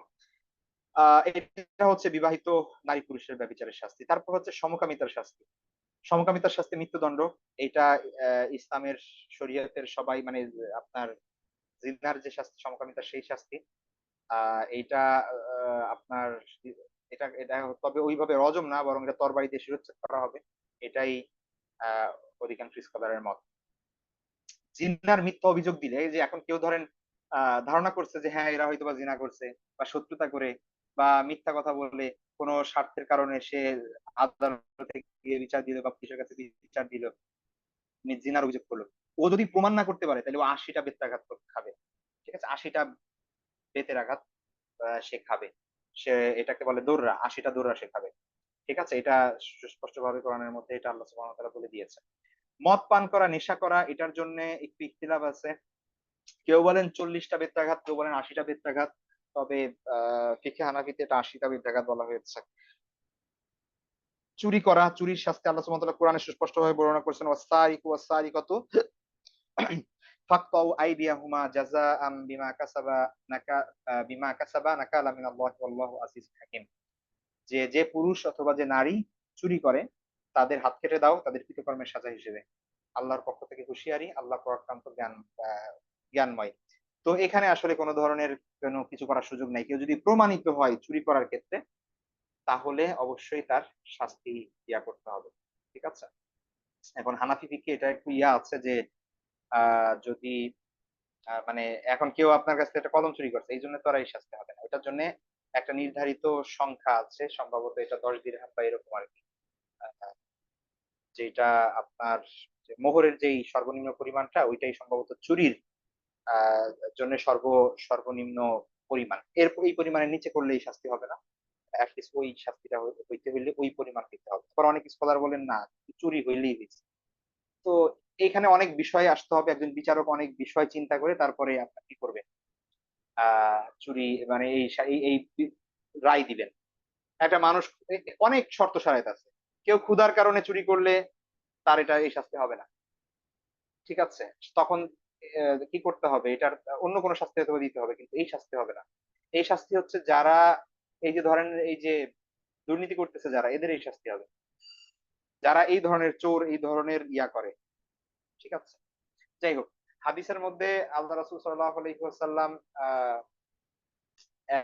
থেকে বর্ণিত আছে, একজন একজন ইহুদিদের একটা মহিলা, তিনি হচ্ছেন চুরি করেছিলেন এবং তার হাত কেটে দিয়েছিলেন, এবং সেই সময় উসামা রাদিয়াল্লাহু তাআলাকে দিয়ে ওই গোত্রের লোকেরা সুপারিশ করানোর চেষ্টা করছিল, ইহুদিদের না, সম্ভবত আনসারদের কোন একটা গোত্রের। উসামা রাদিয়াল্লাহু তাআলা ছিলেন আল্লাহ রাসূলের খুবই প্রিয় এবং সব থেকে প্রিয় ধরতে গেলে। তো উনি ছিলেন যায়েদ ইবনে হারিসা রাদিয়াল্লাহু তাআলার ছেলে, উসামা ইবনে যায়েদ। যায়েদ রাদিয়াল্লাহু তাআলা শাহাদাত বরণের পর উসামা রাদিয়াল্লাহু তাআলা তিনি হচ্ছেন আল্লাহ রাসূলের সবথেকে প্রিয় পাত্র ছিলেন। তার ঘরেই তার জন্ম। তো সেই উসামা রাদিয়াল্লাহু তাআলা কোনো কিছু বললে আল্লাহ রাসূল সেটা ফেলতে পারতেন না। তো এই কারণে সবাই উসামা রাদিয়াল্লাহু তাআলাকে ধরে সুপারিশ করছিলেন আল্লাহর জন্য। আল্লাহ রাসূল সাল্লাল্লাহু আলাইহি ওয়াসাল্লাম উসামা রাদিয়াল্লাহু তাআলা ওকে ধমক দিয়ে বলছিলেন যে, "তুমি আমার কাছে এটার জন্য সুপারিশ করলা?" তো খুব মনঃক্ষুণ্ণ হয়েছিলেন আল্লাহ রাসূল সাল্লাল্লাহু আলাইহি ওয়াসাল্লাম এবং বলছিলেন যে, "আমার মেয়ে ফাতিমা যদি আজকে এই কাজ করতো তাহলে আমি অবশ্যই তাকে হাত কেটে দিতাম।" আর পূর্বের উম্মতগণ তারা ধ্বংস হইছে এই কারণে যে তারা নিজেদের মধ্যে কেউ করলে এই শাস্তি কায়েম করতো না। কিন্তু অপর কেউ করলে সেই শাস্তি তারা বাস্তবায়ন করত। ডাকাতি, হাইওয়ে রবারি, এইটার হাদিসের মধ্যে ইয়া আছে, আপনার একটা হাদিস আছে। সেইটার ভিতর কয়েক ধরনের শাস্তির কথা উল্লেখ আছে। আবার অপরাধেরও কয়েকটা বিভাজন আছে, যার কারণে স্কলারদের মধ্যে ইখতিলাফ আছে যে আসলে এটার শাস্তি কি। কেউ বলেছেন হত্যা, কেউ বলেছেন শুলবিদ্ধকরণ, কেউ বলেছেন হাত পা বিপরীত দিকে কেটে দেওয়া, ডান হাত বাম পা অথবা বাম হাত ডান পা কেটে দেওয়া, অথবা নির্বাসিত করা। তো ৪ ধরনের শাস্তি হইতে পারে। এটা মূলত ডাকাতের অনুপাতে, ডাকাতি করছে যে তার শাস্তি, তার সে কোন ধরনের ডাকাতি করছে এবং তার শাস্তি তার অপরাধের আ গুরুতরতা, এই বিষয়গুলো বিবেচনায় রেখে তার শাস্তি নির্ধারণ করা হবে। এটা ডিপেন্ড করছে মূলত কিসের উপর? জাজের উপর। সে হত্যা হ হ আপনার তাকে হত্যার নির্দেশও দিতে পারে, শুলবিদ্ধকরণের নির্দেশও দিতে পারে, হাত পা বিপরীত দিকে কেটে ফেলার নির্দেশ দেওয়া দেওয়া যেতে পারে। ওটা ডিপেন্ড করতেছে সিচুয়েশন এর উপর। পাশাপাশি আরো ২-৩ টা বিষয় এখানে নিয়ে আসা হয়েছে, সেটা হচ্ছে মুরতাদ ব্যক্তি, যে ব্যক্তি ইসলাম ধর্ম ত্যাগ করে তার শাস্তি। এটা ইসলামিক রাষ্ট্র যদি প্রতিষ্ঠিত থাকে, তাহলে একটা রাষ্ট্র, ইসলামী রাষ্ট্র মানে হচ্ছে এটা একটা দল, একটা একটা উম্মাহ। এই উম্মাহ থেকে বের হয়ে যাওয়া মানে হচ্ছে আপনার এটা বর্তমানে রাষ্ট্রদ্রোহিতার সামিল। তেমনিভাবে একজন, আপনি যদি কেউ যদি প্রমাণিত হয় যে কেউ রাষ্ট্রদ্রোহী, সব রাষ্ট্রের সব রাষ্ট্রই তাকে মেরে ফেলবে। বা ধরেন যুদ্ধ হচ্ছে অন্য গ্রুপের সাথে, অন্য দেশের সাথে, সেই সময় কোনো সেনাবাহিনী যদি পরিবর্তন করে, কোনো সেনাবাহিনীর সদস্য যদি পক্ষ পরিবর্তন করে, তাহলে তার শাস্তি কি হবে? স্বাভাবিকভাবেই তাকে মেরে ফেলা হবে, এটাই স্বাভাবিক। তো এটাও ব্যাপারটা এরকম এখানে। মুরতাদ, ইসলাম সেই সময় আপনি যদি চিন্তা করেন তাহলে মুসলমান এরা সবাই এক। মুসলমানদের সবাই হচ্ছে যোদ্ধা। এটা কাফেরদের সাথে যুদ্ধ চলছে। এই সময় কেউ ইসলাম ত্যাগ করলো মানেই হচ্ছে সে ইসলামের ক্ষতি চাচ্ছে। বুঝতে পেরেছেন ব্যাপারটা? এই ব্যাপারে ডিবেট আছে আধুনিক স্কলারদের মধ্যে, যে বর্তমানে কেউ যদি ইসলাম ত্যাগ করে তাহলে তাকে হত্যা করা হবে কি হবে না। যাই হোক, বাকি ইসলামিক রাষ্ট্র এটা যদি হত্যার ব্যাপারটা আমরা ধরি যে মুরতাদের শাস্তি হচ্ছে হত্যা করা হবে তাকে, মৃত্যুদণ্ড। তো সেটা আসলে পার্সন টু পার্সন এর উপর এটা যাবে না। কোন ইন্ডিভিজুয়ালের উপর এই দায়িত্ব বর্তাবে না যে আপনি তাকে হত্যা করে দিবেন, এই দায়িত্ব আপনার উপর বর্তাবে না। একজন মুরতাদ ইসলাম থেকে বের হয়ে গেছে, আপনি নিজে তাকে পাইলে হত্যা করে ফেললেন, এই দায়িত্ব আপনাকে দেওয়া হয় নাই। এটা ইসলামী রাষ্ট্র থাকলে তারা এটা প্রতিষ্ঠা করবে। আর হচ্ছে রাসূল সাল্লাল্লাহু আলাইহি ওয়াসাল্লামকে কেউ যদি গালি দেয়, অবমাননা করে, সেটার শাস্তিও মৃত্যুদণ্ড। আহ এইটার এটা খুব সেনসিটিভ একটা বিষয়। এইটা রাসূল সাল্লাল্লাহু আলাইহি ওয়াসাল্লাম তার লাইফে এরকম হত্যার নির্দেশও দিয়েছেন ২-৩ জনকে, যারা আল্লাহ রাসূল সাল্লাল্লাহু আলাইহি ওয়াসাল্লামকে নিয়ে খারাপ কথা বলেছেন। তো যাই হোক, এটাও একটা আধুনিক স্কলারদের কাছে এটা একটা ডিবেটের ইস্যু। তো তারপরেও এটা ইসলামিক রাষ্ট্র থাকলে অবশ্যই সেটা মৃত্যুদণ্ডমূলক অপরাধ। ইসলামিক বিচার ব্যবস্থার বৈশিষ্ট্য কিছু দেওয়া হয়েছে এখানে, আমাদের সময় নেই যেহেতু আরেকটা টপিক নিয়ে আমাদের আলোচনা করতে হবে, তো এখানে আপনারা একটু করে নিবেন। প্রতিরোধমূলক, ইনসাফ ভিত্তিক, আইনের দৃষ্টিতে সবাই সমান, সংশোধনমূলক, কঠোর এবং দৃষ্টান্তমূলক, এগুলো পুরোটা একটু করে নিবেন। আচ্ছা, এবার আসেন উত্তরাধিকার সম্পদ বা মিরাসের বিধান। এটা, এই যে কথাগুলো বলছি অনেক কিছু এটার সাথে প্রযোজ্য, যে আপনার বিবেকে ভালো লাগুক বা না লাগুক, এটাকে জাস্টিফাইড করতে পারেন বা না পারেন, ডাজেন্ট ম্যাটার। যেই জিনিস সুস্পষ্ট, কিছু বিধান, সব বিধান কিন্তু আল্লাহ কোরআনে বলেন নাই, যেই বিধানগুলো সুস্পষ্ট ভাবে একেবারে ক্লিয়ার কাট বলে দিচ্ছেন, তার মধ্যে উত্তরাধিকার সম্পত্তি একটা। এখানে আসলে কোনো ধরনের অসঙ্গতি করা, কোনো ধরনের ডাউট করা, কোনো ধরনের আহ কি বলা, এটার বিরুদ্ধে যাওয়া, এটা কারোর জন্য উচিত না, কোনোভাবেই উচিত না। ঠিক আছে। তো মিরাস, এটাকে আরবিতে বলা হয় মিরাস, শিক্ষের পরিভাষায়। মিরাস শব্দটা হচ্ছে ওয়ারাসা ইয়ারিসু থেকে। ওয়ারাসা ইয়ারিসু মানে হচ্ছে আপনার অংশীদার হওয়া, হকদার হওয়া। ঠিক আছে। তাহলে মিরাজ বলতে বোঝানো হয় মৃত ব্যক্তি রেখে যাওয়া যে সম্পদ আছে, স্থাবর হোক অস্থাবর হোক, যত ধরনের সম্পত্তি আছে সেই সকল সম্পত্তিকে মিরাজ বলা হয়। মিরাজের তিনটা, প্রথমত আমি আগেও একটা ক্লাসে বলেছি, কোন ক্লাসে আমার মনে নাই, ওইখানেও বলেছি যে উত্তরাধিকার সম্পত্তির ক্ষেত্রে সর্বপ্রথম এটার সাথে কিছু হক অধিকার সম্পৃক্ত আছে। ঠিক আছে। মৃত ব্যক্তির পরিত্যক্ত সম্পদের বেশ কিছু কর্তব্য আছে। 1 নাম্বার, মৃত্যুর সময় থেকে মৃতের পরিত্যক্ত সম্পদ দ্বারা তার গোসল, কাফন, দাফন পর্যন্ত সমস্ত ব্যয়ভার গ্রহণ করতে হবে। ঠিক আছে। এটা তার তার সম্পদ থেকে এটা করতে হবে, এটা হচ্ছে প্রথম দায়িত্ব। এটা করার পরে যে সম্পদ বাকি থাকবে, সেই সম্পদ দিয়ে যদি তার কোনো ঋণ থাকে সেই ঋণ পরিশোধ করতে হবে, এটা হচ্ছে 2 নাম্বার, তার ঋণ পরিশোধ করতে হবে। ঠিক আছে। ও ঋণের ব্যাপারে যেদিন আলোচনা করছিলাম সেদিন হয়তো বলছিলাম এটা। ঋণটা খুব সিরিয়াস জিনিস, হাদিসের মধ্যে সেটা নাফসুল মুমিনি মুআল্লাকাতুন বিদাইনিহি হাত্তা ইকদা আনহু, মুমিনের আত্মা ঋণ পরিশোধের পূর্ব পর্যন্ত ঝুলন্ত অবস্থায় থাকে। আর তৃতীয়ত হচ্ছে ঋণ পরিশোধ করার পরে মৃত ব্যক্তি যদি কোনো উইল করে যায়, কোনো ওসিয়ত করে যায়, তাহলে তার কি করতে হবে, তার অবশিষ্ট সম্পত্তির 1/3 দ্বারা, সব সম্পত্তি দিয়ে না, 1/3 সম্পত্তির মাধ্যমে তার ওসিয়ত পূরণ করতে হবে। ঠিক আছে। সে যদি এই কথা বলে যায় যে আমার সম্পত্তির যা আছে তার অর্ধেক তুমি আর দান করে দিবা, দেওয়া হবে না, সর্বোচ্চ 1/3 দান করা হবে। ঠিক আছে। তো 1/3 মাধ্যমে তার ওসিয়ত পূরণ করতে হবে যদি ওসিয়ত করে যায়। আর যদি অবশিষ্ট এরপরে যেই সম্পদ থাকবে সেইগুলো হচ্ছে আপনার পরিত্যক্ত সম্পদ, ওয়ারিসদের মধ্যে বন্টন করতে হবে।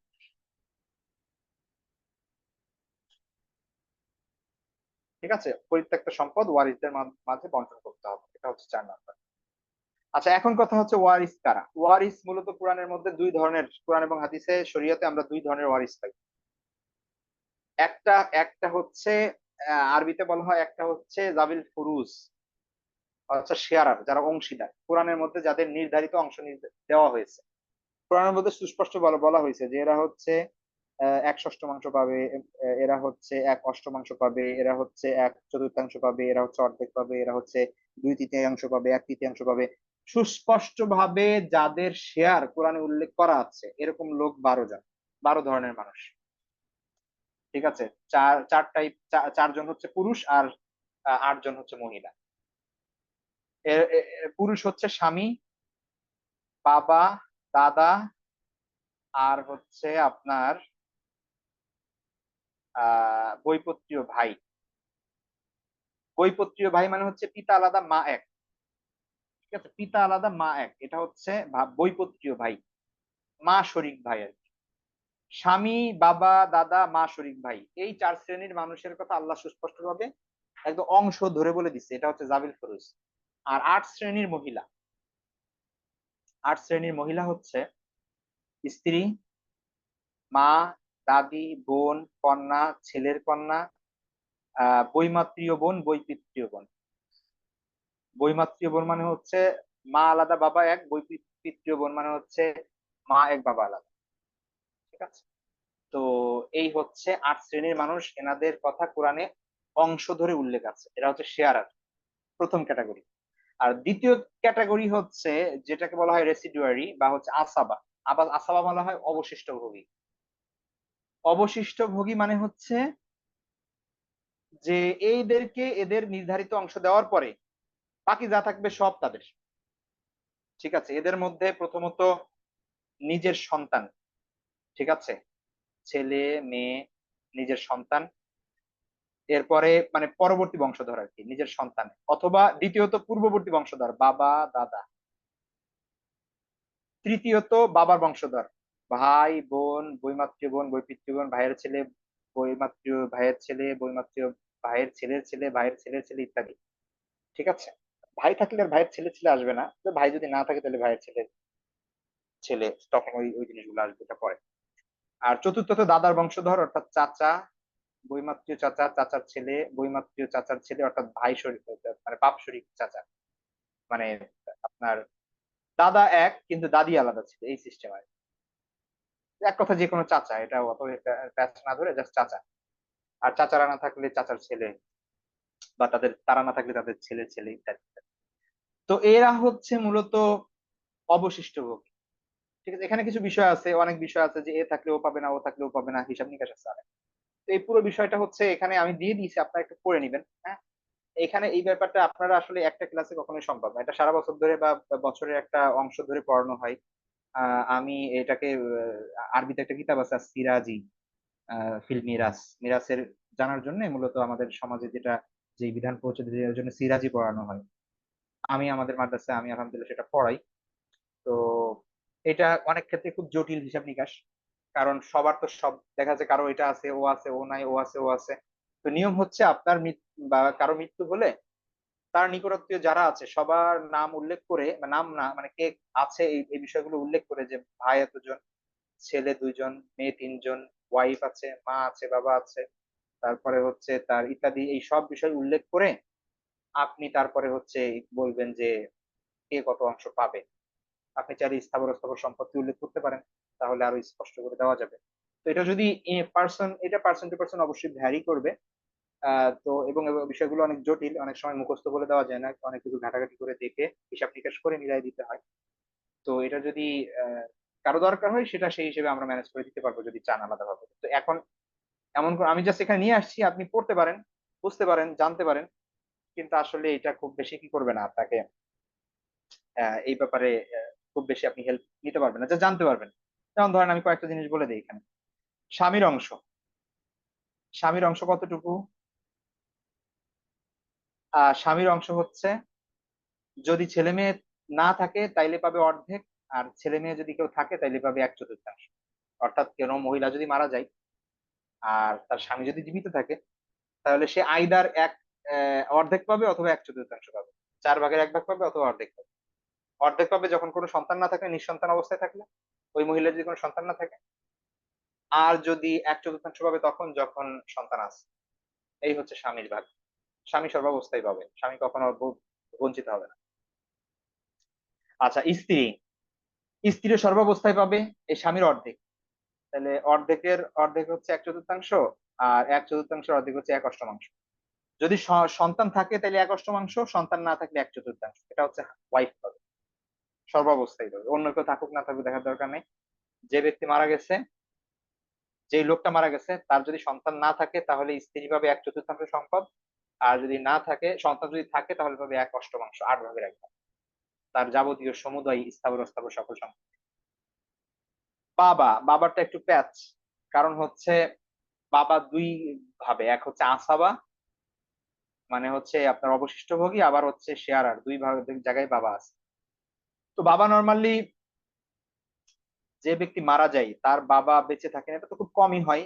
যদি এমন ব্যক্তি মারা যায় যে তার বাবা বেঁচে আছে, এই সিচুয়েশন তো আমাদের সমাজে নর্মালি বাবাই তো আগে মারা যায় ছেলের আগে। তো নর্মালি যদি এমন হয় যে বাবা বেঁচে আছেন, ছেলে মারা গেছে, বা মেয়ে মারা গেছে, যেই হোক না কেন, তার যে সম্পদ, তার নামে যে সম্পদ আছে, বা তার সেই যে সে যখন যে সম্পদের মালিক, ঠিক আছে, সেই সম্পদের ভাগ হবে কিভাবে?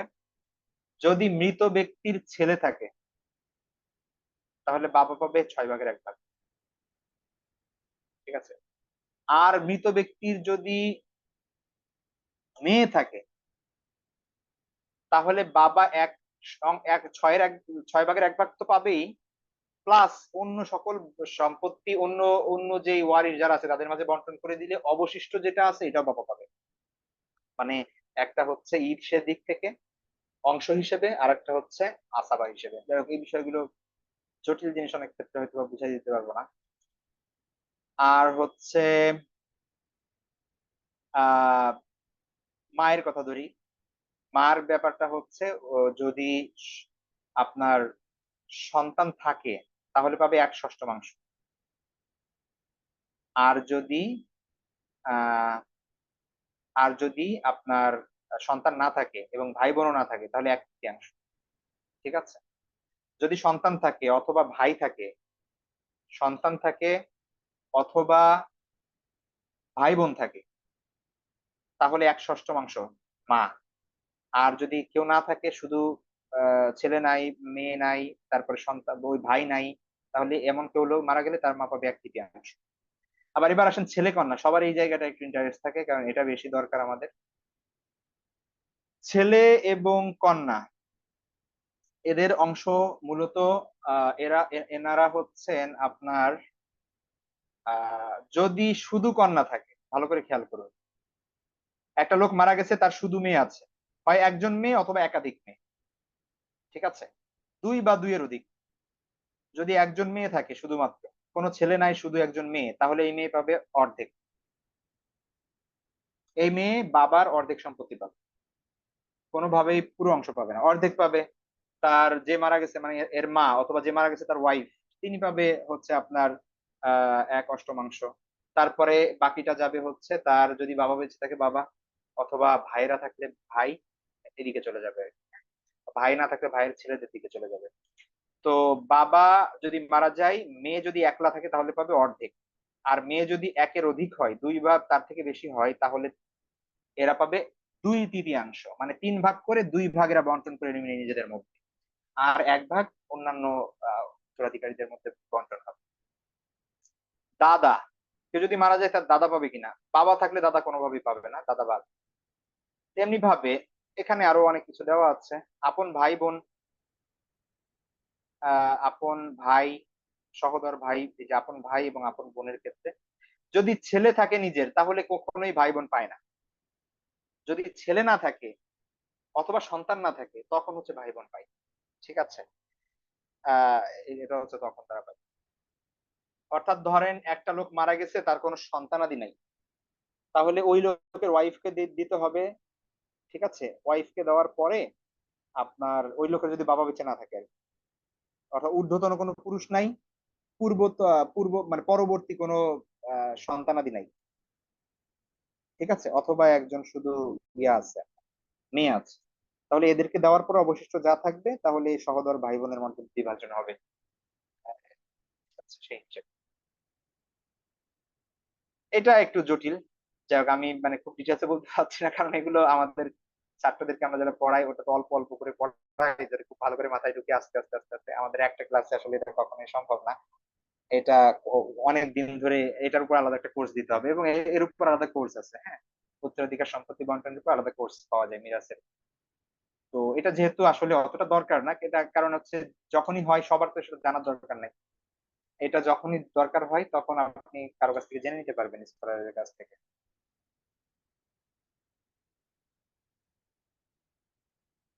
ঠিক আছে? এই হচ্ছে বিষয়।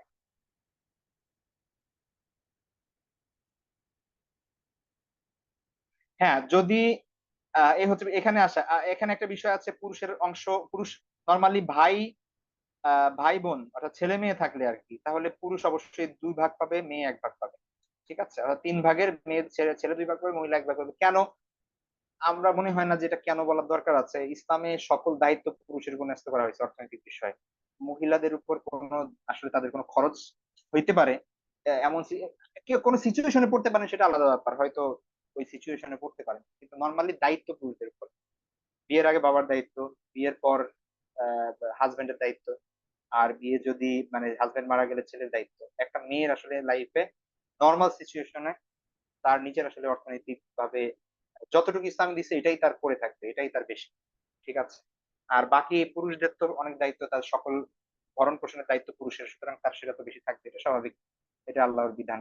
একটা বিষয় মনে রাখতে হবে, আল্লাহ সুবহানাহু ওয়া তাআলা কোরআনে সূরা নিসায় এই জিনিসগুলো বর্ণনা করার পরে 11 থেকে 12 নম্বর আয়াতে কোরআনে সূরা নিসার মধ্যে আল্লাহ সুবহানাহু ওয়া তাআলা মিরাসের বিধান বর্ণনা করছেন। 13 নম্বর আয়াতটা শুনেন, 13 নম্বর আয়াত হচ্ছে তিলকা হুদুদুল্লাহ ওয়া মান ইউতিইল্লাহা ওয়া রাসূলাহু ইউদখিলহু জান্নাতিন তাজরি মিন তাহতিহাল আনহার। আল্লাহ বলছেন এগুলা আল্লাহর নির্ধারিত সীমা, হুদুদ, নির্ধারিত সীমা। যে ব্যক্তি এগুলো আনুগত্য করবে তার জন্য রয়েছে জান্নাত, জান্নাত তিনি তাদেরকে প্রবেশ করাবেন। ওয়া মান ইয়াসিল্লাহা ওয়া রাসূলাহু, আর কেউ যদি আল্লাহর অবাধ্য হয় তাহলে কি হবে? কেউ যদি ইয়াতাআদ্দা হুদুদাহু, আল্লাহর বিধান সীমাকে লঙ্ঘন করে, তাহলে ইউদখিলহু নারান, জাহান্নামে প্রবেশ করাবে। ঠিক আছে, খালিদান ফিহা, সেখানে চিরস্থায়ীভাবে থাকবে। ওয়ালাহু আযাবুম মুহিন, তার জন্য রয়েছে অপমানজনক শাস্তি। তো এখানে আসলে এই ব্যাপারটা খুব স্বার্থের ব্যাপারগুলো আমরা না দেখে আল্লাহর বিধান দেখার চেষ্টা করি। এখানে আমাদের সমাজে অনেক অন্যায় অবিচার আছে। বিশেষ করে ভাইয়েরা দিতে চায় না বোনদের। বাবা মরে গেলে শুধু ভাইয়েরা, ভাইদের মধ্যে বন্টন হয়, আর মেয়েরাও কিছু বলতে পারে না। বা মনে করে সম্পদ নিয়ে আসলে বা সম্পদ চাইলে বাপের বাড়ি যাওয়া বন্ধ হয়ে যাবে। খুবই এটা জাহেলি, সম্পূর্ণ জাহেলি যুগের চিন্তাধারা, জাহেলি যুগের অবস্থা। কারণ জাহেলি যুগে মেয়েরা বঞ্চিত হতো। আর আমাদের সমাজে এখন বন্টনই হয় না, বন্টন হয় অনেক পরে, যে কয়েক জেনারেশন পরে গিয়ে, এমন সিস্টেম। নিয়ম হচ্ছে একটা মানুষ মারা গেলে সবার আগে যেটা করতে হবে সেটা হচ্ছে সম্পদের হিসাব নিকাশ করতে হবে। আপনার মাকে প্রাপ্য দিয়ে দিবেন, আপনি নিজে দিবেন, আপনার বোনকে প্রাপ্য দিয়ে দিবেন, যে যে যার যেটা প্রাপ্য সেটা দিয়ে দিতে হবে। ঠিক আছে, সেটা হচ্ছে বিষয়টা মনে রাখতে হবে। আর এটা হচ্ছে শুধু ব্যাংকে যে টাকা আছে সেটা না, সকল স্থাবর অস্থাবর সম্পত্তি, সকল স্থাবর অস্থাবর সম্পত্তি ভালো করে খেয়াল করতে হবে। যেখানে যে বসত ভিটা বাড়ি বাড়ি করছেন, ধানের জমি, গমের জমি, এগুলা সহ ফ্ল্যাট কেনার জন্য ফ্ল্যাট কিনে রাখছেন, সেটাও, অন্য যত সম্পত্তি আছে, ব্যাংকে যে টাকা আছে, এগুলা সব সহ এগুলো হিসাব করতে হবে। এবং সেগুলা ভাগ করে আপনার কি করতে হবে, দিতে হবে। একটা মানুষ মরে গেলে এটা আল্লাহ ছেলের জন্য রেখেছেন ভাগ, মেয়ের জন্য রেখেছেন, মেয়ে কেন পাবে না? এটার এটা দায়ভার আল্লাহ সুবহানাহু ওয়া তাআলা কাছে, সামনে আমাদের এটা জবাবদিহিতা করতে হবে। ঠিক আছে, এটা একটু খেয়াল রাখবেন। আহ এখানে এখন কয়েকটা প্রশ্ন দেখি। কেউ যদি নিজে মুখে স্বীকার করে যে জেনা করেছে এবং সে বিবাহিত এবং সে একাধিকবার এই কাজ করেছে, প্রমাণ পাওয়া যায় এবং সে স্বীকার করে, আমাদের তো রাষ্ট্র বিচার না, এখন তার কি হবে, কি হবে, কি করবেন? আর এটার মানে আপনি তো আর এটার করবেন, নিজে মারিয়ে ফেলতে পারবেন না, বা হচ্ছে আপনি তো আর এগুলা বাস্তবায়ন করতে পারবেন না। আপনি আপনার নিজের তাদেরকে তাকে অন্য তাকে করেন, নসিহা করেন, অথবা আল্লাহর ভয় দেখান, অথবা আপনি সেপারেট হয়ে যান যদি এমন সংসার করতে না পারেন অবশ্যই। তো কিছু করতে হবে পার্সোনালি, এটা আপনি বিচার দিলেও সমাজে আসলে কি বলে, বাংলাদেশের আইন কানুনে এমন কোন সিস্টেম নাই যে আপনি এই ব্যাপারগুলো নিয়ে কোর্টে যাবেন আর তারা ওইভাবে দেখবে। এগুলা আহ এগুলা আসলে খুব জটিল জিনিস। এটা সব হচ্ছে আমরা ভুগতেছি কারণ হচ্ছে ইসলামী সমাজ নাই, ব্যবস্থা নাই। এই কারণে ইসলামী সমাজ ব্যবস্থা থাকলে আপনার অবশ্যই এগুলোর ভিত ছিল। এখন দেখা যাচ্ছে আপনি যদি কোর্টে যান, আপনার যে হয়রানির শিকার হইতে হবে, আপনার মনে হবে যে আমি তো জানাই ভুল করছি মানুষকে, ইত্যাদি ইত্যাদি। তো এগুলা যার যার যে অবস্থান থেকে যে যতটুকু পারেন চেষ্টা করেন। এগুলা মূলত, এগুলা আসলে ইসলাম না বুঝলে এগুলা খুব কঠিন। তো সবাইকে আসলে দিনের জ্ঞান অর্জন করা এই জন্যই ফরজ, এবং দিন আল্লাহ যে জানে সে ভয় করার চেষ্টা করে। যে জানেই না যে আমার এটার জন্য শাস্তি বা এটা কোনো অপরাধ, তখন তার কাছে আর এই অপরাধ প্রবণতা কোন ধরনের কোনো কিছু আর অনুভূত হয় না, যার কারণে হচ্ছে এই ধরনের প্রবলেম দেখা যায়। ঠিক আছে, আর হচ্ছে কেউ কি তার ইচ্ছে মতো তার সন্তানকে, স্ত্রীকে সম্পত্তি কিনে নিতে পারবে? আপনি যদি জীবিত থাকতে আপনার সন্তানের নামে, দেখেন আপনার সম্পত্তি আপনি যাকে ইচ্ছা তাকে দিতে পারেন জীবিত থাকতে। আপনি মসজিদে 10,000 টাকা দান করলেন, আপনি 1 লাখ টাকা দান করলেন, আপনি অমুক গরিবকে দিয়ে দিলেন, আপনি কাউকে লিখে দিলেন, এটা আপনার ব্যাপার। উত্তরাধিকার সম্পত্তি মানে হচ্ছে যেটা আপনি মরে গেছেন তারপরে আপনার যে সম্পত্তি বাকি ছিল, মৃত্যুর সময় আপনার যে সম্পত্তি অবশিষ্ট আছে, সেটা হচ্ছে ও উত্তরাধিকার সম্পত্তি। ওইটার হিসাব নিকাশের কথা আমরা বলছি। আপনি জীবিত থাকতে কাকে কি দিয়ে গেছেন ওটা আসলে হিসাব না। আপনি আপনার ওয়াইফকে যদি জীবিত থাকতে কিছু দিয়ে যান, সেটা তো ওয়াইফের, ওটা তো আপনার না। ছেলেকে দিয়ে যদি দিয়ে যান, সেটা ছেলের, ওটা তো আপনার না।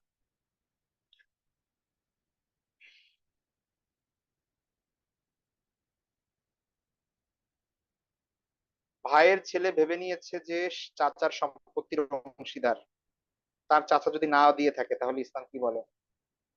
এখন ওইটাই, এখন চাচারা কি বলে, মানে ভাইয়ের বেটা বঞ্চিত হচ্ছে চাচার সম্পদ থেকে, যেহেতু তার ছেলে নাই, এই কারণে মেয়ের নামে অনেকে লিখে দিয়ে যায়, ইত্যাদি ইত্যাদি করে। তারপরে অনেক ভাইয়েরা বোনদেরকে দিচ্ছে না সম্পত্তি, তো এগুলো সবই জুলুমের মধ্যে। ঠিক আছে, আল্লাহর বিধান যেগুলো সেগুলো না মানার, না মানলেই তো সেটা গুনাহ অবশ্যই। সেই বিষয়টা যত যার যার পার্সোনাল বিষয়, কে কতটুকু আল্লাহকে ভয় করে ইত্যাদি। নিজের সম্পত্তির অংশীদার তো সন্তানরাই পাবে, ভাইয়ের ছেলেরা পাবে, বিষয়টা কেমন হলো? এটাই তো আমি বলতেছি যে আমরা, আপনার বিবেক এটা বলতেছে, বিবেক দিয়ে তো আসলে চলবে না, যেটা আল্লাহ বলছেন সেটাই চলবে। আপনার সন্তানরা পাবে, অবশ্যই আপনার সন্তান থাকলে সন্তান পাবে, আপনার সন্তানরা তো বঞ্চিত হচ্ছে না, আল্লাহ তো তাদেরকে হক দিয়েছেন। আপনার যদি ছেলে থাকে তাহলে আপনার ভাই মানে ভাইয়েরা তো কখনোই পাবে না। আর যদি আপনার মেয়ে থাকে তাহলে মেয়েরা অর্ধেক পাবে অথবা 2/3 পাবে, অবশিষ্ট যে অংশটা ওইটাকে আল্লাহ আহ সুবহানাহু ওয়া তাআলা, যদি তার বাবা না থাকে, ছেলে না থাকে, তাহলে ভাইকেও দিছেন বা ভাইয়ের ছেলেদেরকেও দিছেন। এখন আপনি কি করবেন? আল্লাহ দিছেন, আপনি কি করবেন? কিছু করার আছে? না, আপনার যুক্তিতে না ধরলে তো আসলে কিছু করার নাই। অনেকের একটা মেয়ে আছে, মনে করে সব মেয়েই পাবে, কারণ এটা তো আপনার চিন্তা, এটা তো আল্লাহর চিন্তা না, এটা তো আল্লাহ বলেন নাই, এটা তো আল্লাহর বিধান না। ঠিক আছে, ছেলে দুইজন আছে, মেয়ে একজন আছে, তাহলে কি ভাইয়ের ছেলেরা অংশীদার পাবে না? ছেলে থাকলে কোনোভাবে, ছেলে থাকলে বাবা থাকলে কখনোই আর ভাইয়ের ভাইয়ের ছেলেরা, চাচারা কোনোভাবেই এগুলা ওই পর্যন্ত যাবে না। একজনের যদি দুইজন ছেলে থাকে আর একজন মেয়ে থাকে, তাহলে হিসাব তো খুবই সহজ।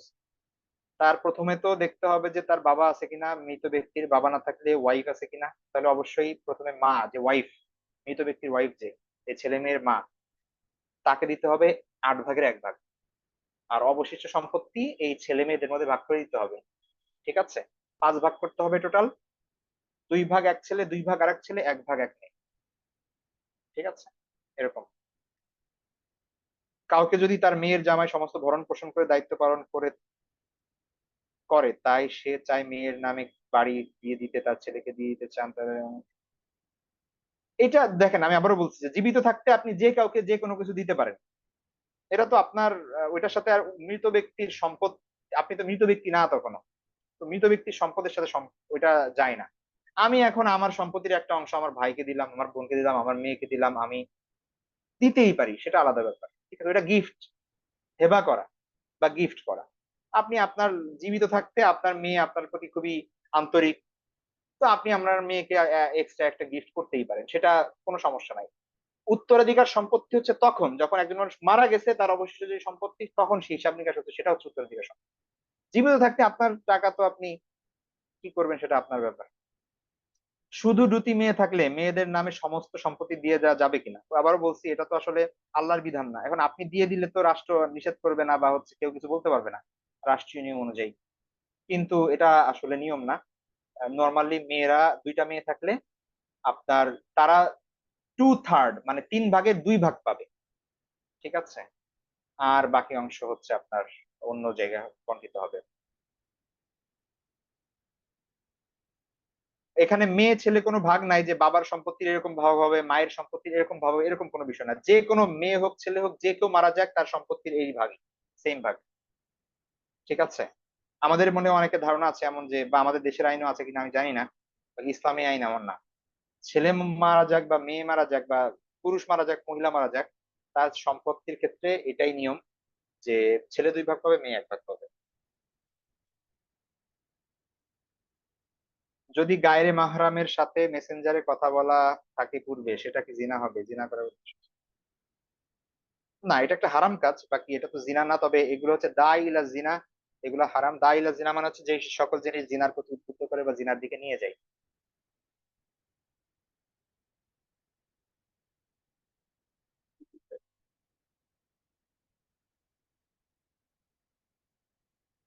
2 স্ত্রীকে 2 রকম সম্পদ দিতে পারবে স্বামী?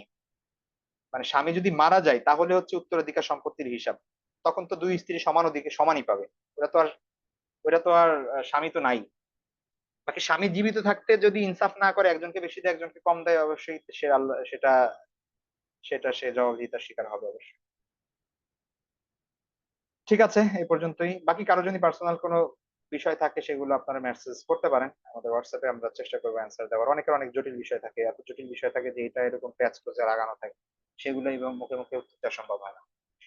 ঠিক আছে, আজকে এ পর্যন্তই। ভালো থাকবেন সবাই, দোয়া করবেন। এই বিষয়টা এমনিই জটিল, তাও একটু বোঝার চেষ্টা করেন। বেসিক জিনিস নলেজ হলে অনেক সময় সুবিধা হয়। ঠিক আছে, আল্লাহ হাফিজ, আসসালামু আলাইকুম রহমতুল্লাহ।